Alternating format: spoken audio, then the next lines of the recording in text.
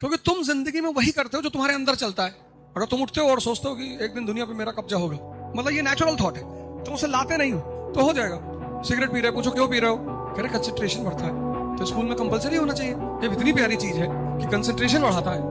तुम कह लो मैं तो पी रहा हूँ ऐसे ही, बस मुझे अच्छा लगता है। मैं तुमसे मालिक है कि तुमको जब भी लेटोगे नींद आ जाया करेगी, ये वरदान दे दूं कि 4 मर्सिडीज दे दूं, तो तुम कहोगे भाई नींद वाली दे दे। नींद ही नहीं आई, पागल हो गए, तो मर्सिडीज में बैठ के करेंगे क्या?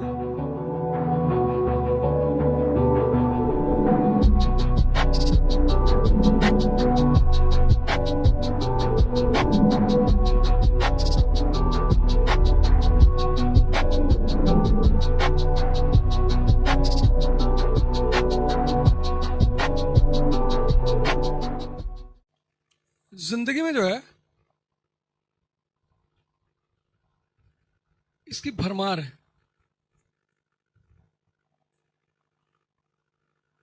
चैलेंजेस। और जितना बड़ा तुम्हारा सपना, तुमने कहा साहब हमको तो चपरासी बनना है, तो चुनौती होगी सिर्फ 10%, बस होगी पर 10%। बेटिया की शादी करनी है, गाड़ी लेनी, इससे ज्यादा नहीं। थोड़ा सा तुम ऊपर बढ़े, साहब अधिकारी बनना है, तो ये हो जाएगी 40%। अब तुम पुणे के कलेक्टर हो, एसएसपी हो, दंगा हो गया, 50 लड़के इकट्ठा हो गए, किसी दुकान में आग लगा दिए, तो पहले तुम ही जाओगे, वो तुम्हारा चीफ मिनिस्टर तुरंत तुमको फोन करा, पाटिल सर तुम्ही को बर्खास्त सस्पेंड करेगा, नहीं तो पब्लिक आउट ऑफ कंट्रोल हो जाएगी। तो कुछ तो उसे करना है ना। सर पाटिल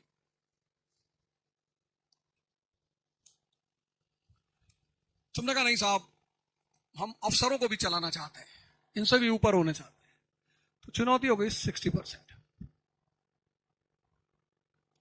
अब तो और बढ़ गई चुनौती, और जबरदस्त बढ़ गई 60%। कहां झूठ बोलना है, कितना बोलना है, कब बोलना है, या सिर्फ झूठ ही बोलना है, ये नहीं बोल सकता। बोलता है, छोटे मोटे झूठ बोलता है, झूठ ये भी बोलता है, पर ये छोटे मोटे झूठ बोलता है। ऐसा कोई आदमी नहीं दुनिया में जो झूठ ना बोलता हो, है ही नहीं। पर किसको पता है कि कहां बोलना है और क्या बोलना है, ये इसको पता है, तभी तो सक्सेसफुल है।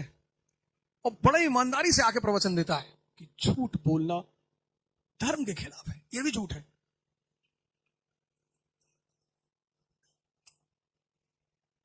अब तुम चाहते हो कि नहीं सीएम बन जाए, पीएम बन जाए, तो फिर तुम्हारी चुनौती हो गई 80 से 90%। इसके बाद नहीं झेल पाओगे। इसके बाद अगर 100% चुनौती झेलते हो तो फिर भगवान हो गए। अब ये इसके बाद 100% झेलना तो थोड़ा सा इम्पॉसिबल टाइप की चीज है, लेकिन फिर भी बहुत लोगों ने झेला है उसे, तो हम उन्हें दूसरी कैटेगरी में रखते हैं। हम संतों की कैटेगरी में, पैगंबर, ऐसे ऐसे कैटेगरी में रखते हैं। झेला है लोगों ने, ऐसा नहीं कि नहीं झेला, पर हम उन्हें फिर बहुत ऊंचाई पर रखते हैं कि नहीं भैया। अब मालिक ने बुद्धि सबको दी, बेईमानी उसने की नहीं, लेकिन सद्बुद्धि सबको नहीं दी। जैसा रैंचो है 3 इडियट में, उसका जो दिमाग है वो एक अलग तरह का दिमाग है। पहला फीचर रैंचो का क्या है, इसके अंदर क्यूरियोसिटी है, ये चीजों को जानना चाहता है। वो डीन आके अंडा अंडा लेके समझा रहा है, एक अंडा उठाता है, ऐसे फेंकता है, फिर बताता है ये मेरा पेन टेलर दे रहा है स्पेस में लिखने के लिए, करोड़ों रुपए का पेन। तब वो हाथ उठाता रैंचो, कहता सर स्पेस में पेंसिल क्यों नहीं यूज कर सकते। डीन ने कभी सोचा ही, कैसे टेंशन में देखो तुरंत। ये फीचर तुम्हारे अंदर होना चाहिए अगर तुम आईएएस बनना चाहते हो। तुम्हारा मरा हुआ दिमाग है, तुम कुछ जानना ही नहीं चाहते। आए क्लास में बैठे, पढ़े, चले, तुम्हें खुद से कुछ नहीं जानना। तुम्हारे अंदर से एक ललक नहीं कि मैं कुछ समझूं, जानूं, ये कैसे होता है, ये कैसे होता है। मतलब तुम्हारे अंदर कुछ है ही नहीं, कैसे बनोगे बताओ? पॉसिबल है? नहीं है। क्योंकि तुम जिंदगी में वही करते हो जो तुम्हारे अंदर चलता है। तुम्हारे जहन, जो जहन होता है, जहन, अगर तुम उठते हो और सोचते हो कि एक दिन दुनिया पे मेरा कब्जा होगा, मतलब ये नेचुरल थॉट है, तुम उसे लाते नहीं हो तो हो जाएगा। तुमको पता नहीं कि विचार में ताकत कितनी होती है, बहुत असीम ताकत। बस वो तुम्हारा अपना विचार होना चाहिए। एक विचार होता है ना जो अपने आप चलता रहता है, वो तुम लाते नहीं हो, वो चलता ही है। एक है जिन्हें तुम लाते हो। तो जिंदा दिमाग का जो सबसे पहला लक्षण है वो ये क्यूरियोसिटी, उसको जानना है। वो ऐसे क्लास में नहीं बैठेगा फालतू में। दूसरा, जो तुम पढ़ जो भी चीज तुम दुनिया में अपनाते हो, बिना फायदे की कोई चीज तो तुम अपने पास रखते नहीं।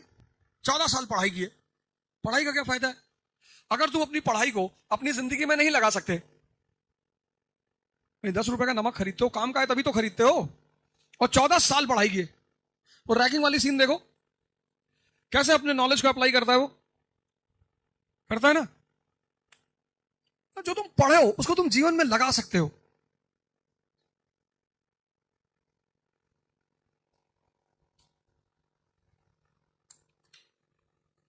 जितना तुमने पढ़ा वो तुम जिंदगी में लगा सकते हो। कुछ भी पढ़ा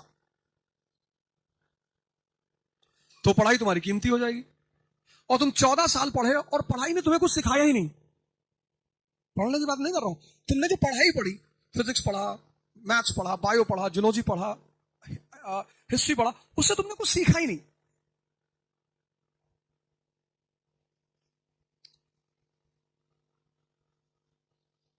इसका मतलब वो तुम्हारे लिए बेकार हुए। हिंदुस्तान में परसेंटेज का इतना बड़ा नाम है, परसेंटेज, कि लोग नकल करके परसेंटेज लाना चाहते हैं। इसी कंट्री में परसेंटेज का नशा है।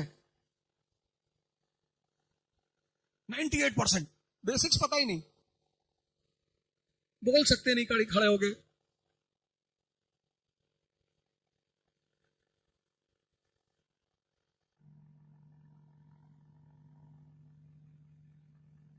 सिगरेट पी रहे, पूछो क्यों पी रहे हो, कह रहे कंसंट्रेशन बढ़ता है।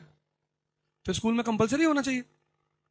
ये इतनी प्यारी चीज है कि कंसंट्रेशन बढ़ाता है, तुम कह दो मैं तो पी रहा हूं ऐसे ही, बस मुझे अच्छा लगता है।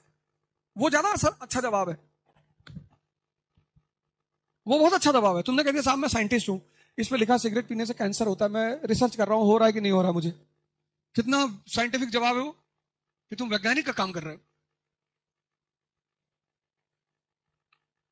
या तुमने कह दिया मैं शौक है बस पी रहा हूं, खत्म हो गई बात। तुम कह रहे हो कंसंट्रेशन बढ़ रहा है।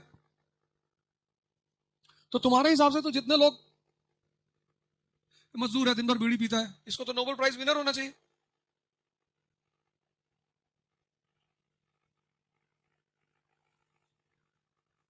तीसरी चीज जो एजुकेशन के साथ जुड़ी है, बड़ी प्यारी चीज, बहुत प्यारी, मतलब तुमको पता है कि किस सिचुएशन में क्या करना है। सिचुएशन जो हैंडल करना होता है वो तुम्हें पता है। कॉमन सेंस है तुम्हारे पास, क्योंकि हर चीज तो किताब में लिखी नहीं है। अब तुम रैंचो के साथ 2 घटनाएं मैं तुम्हें याद दिलाता हूं, ऐसे तो कई घटनाएं, 2 दिलाता हूं। एक, जब वो परीक्षा दे रहे होते हैं, एग्जाम, लेट हो जाते हैं, तो जब अपना आंसर शीट जमा करने आते हैं तो वो टीचर कहता है तुम लेट हो गया, हम तुम्हारा आंसर शीट नहीं लेगा। कहते हैं सर हम हमारे पापा हॉस्पिटल में थे। अरे बोले नहीं लेगा। तब वो कहता है सर आप जानते हैं हम कौन है? कहता तुम प्राइम मिनिस्टर का बेटा होगा तो भी नहीं लेगा। अरे बोले सर हमारा रोल नंबर और नाम जानते हैं? कहता नहीं, मिक्स कर देता।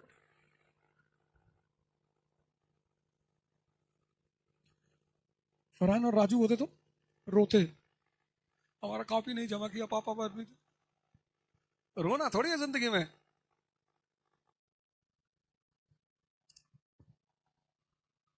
जिंदगी इतनी मजेदार चीज है, बस तुम्हें खेलना आता हो।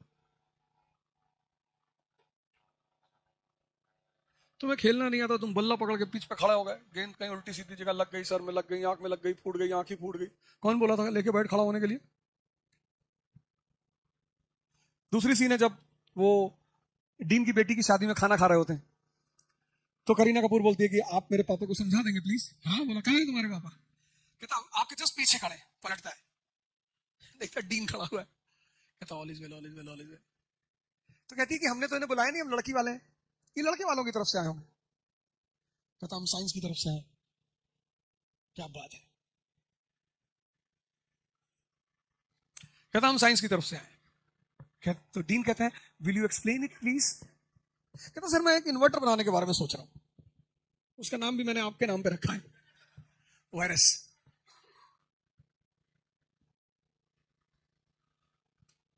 चौथा फीचर उसका पर्सनालिटी जजमेंट, देख के पहचानना आदमी को।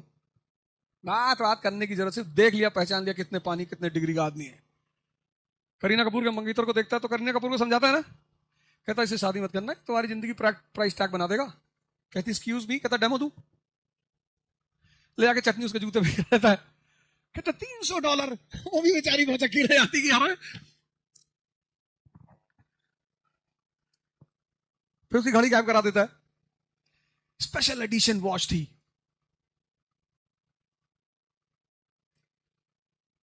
चीजें पैसे की हो सकती हैं पर हर चीज कीमती हो। कीमत बड़ी प्यारा शब्द है, कीमत।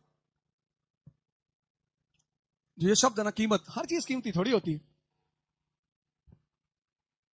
बहुत दुनिया में कम चीजें हैं जो कीमती होती है। नींद कीमती है। मैं तुमसे मालिक कहे कि तुमको जब भी लेटोगे नींद आ जाया करेगी, ये वरदान दे दूं कि 4 मर्सिडीज दे दूं, तो तुम कहोगे भाई नींद वाला दे दे। नींद ही नहीं आई, पागल हो गए, तो मर्सिडीज में बैठ के करेंगे क्या? देखो जिंदगी में कितने लोग परेशान, नाहक में, नाहक में, बिना मतलब। शादी में जा रहे हैं, आज मैं फंक्शन में जा रहा हूं मुंबई अभी तो फैजल भाई कहते सेव बनवा लिया, काहे काहे बनवा ले, किसी मूवी में काम दिलाओगे? अरे नहीं, तब काहे बनवा, ऐसे ही चलेंगे। पान खाएंगे अभी, बढ़िया मराठी वाला पान खाते हुए जाएंगे। तो कल तक मैं जीन्स शर्ट पहन गया था, आज लोअर पहन के आया हूं। अब इसके ऊपर गमछा डालेंगे, गाड़ी में रखा हुआ है, पान खाएंगे। तुम कीमती हो, तुम्हारा कपड़ा जूता तुम्हें हाइजीनिक होना चाहिए, साफ सुथरा होना चाहिए, नहाए धुए होना चाहिए। ऐसा नहीं 30 दिन नहीं नहाए, बगल में आके बैठे सामने वाला बेहोश हो गया, ये सब नहीं होना चाहिए। तुम अपने आप को कीमती बना ही नहीं रहे हो। तुम कह रहे हो मैं कीमती घड़ी पहनूंगा, क्या करेगी वो घड़ी? तुम कह रहे हो मैं कीमती जूता पहनूंगा, हाँ किसी को मारना है तो पहन लो, उसको याद रहेगा कि भैया 1 लाख के जूते से मारे थे।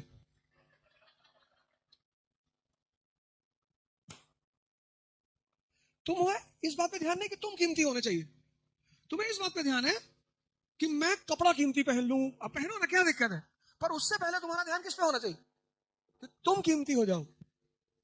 तुम्हारा कीमती कपड़ा पहनना बुरा नहीं है, पर अगर तुम्हारी कीमत नहीं है तो तुम चाहे जितना कीमती कपड़ा पहन लो, तुमको टीप ही मारी जाएगी।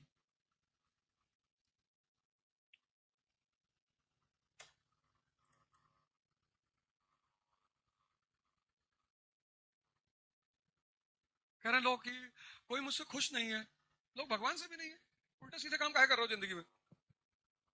नहीं है कुछ, भगाओ, भगाओ।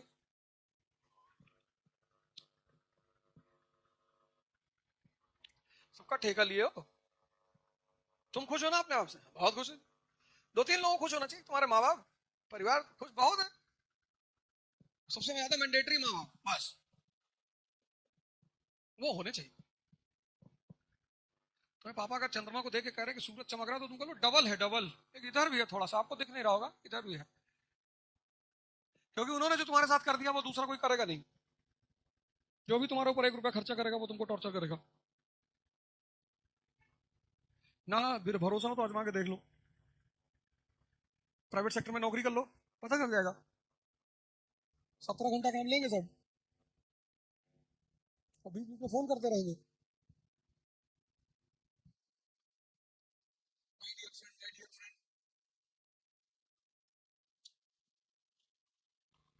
ये तुम देखो कि इतना दिन पढ़ने के बाद इनमें से कौन सा फीचर है जो तुम्हारे अंदर भी है। अगर चारों है फिर तो तुम बहुत ऊंचाई पे जा रहे हो। एक है तब तो बहुत अच्छा है। कोई नहीं है इसमें से तो पैदा कर लो, अभी कुछ बिगड़ा नहीं है, कुछ नहीं बिगड़ा, तो बहुत परेशान होने की बात नहीं होती। जिंदगी में जब भी चीजें समझ में आ जाएं, समझ लो वहीं से तुम्हारी जिंदगी शुरू होगी।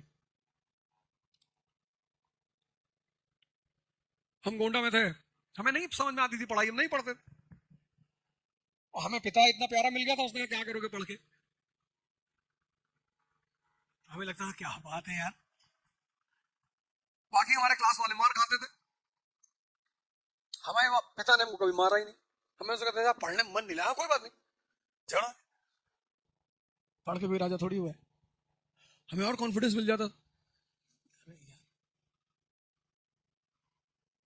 जाओ गांव चले जाओ, यहाँ चले जाओ, वहां चले जाओ।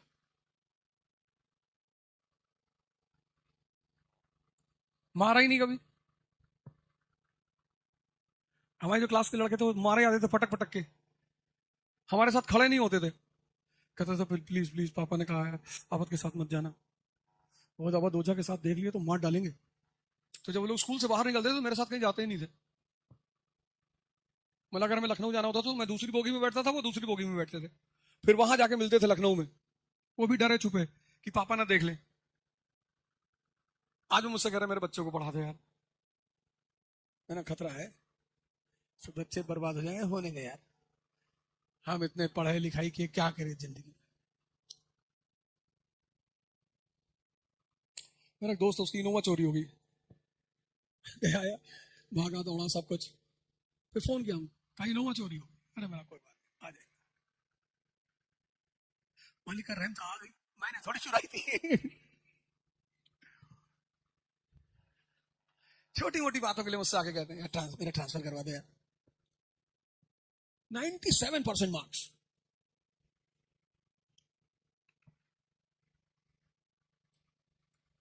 अच्छी बात है, लाना चाहिए, वो बुरा नहीं। अगर आ रहे हैं तो लाना चाहिए, दिक्कत उसका आ नहीं रहा, वो रैंचो टॉप नहीं कर रहा है कॉलेज में, कर रहा है, लेकिन उसका अप्रोच कितना प्यारा है पढ़ाई के प्रति, वो टॉप तो कर ही रहा है ना। दिक्कत तो एकदम करो अगर आ रहा है, मेरा नहीं है ये मैं बता रहा हूं बस। तो ये तो है एजुकेशन का खेल पूरा।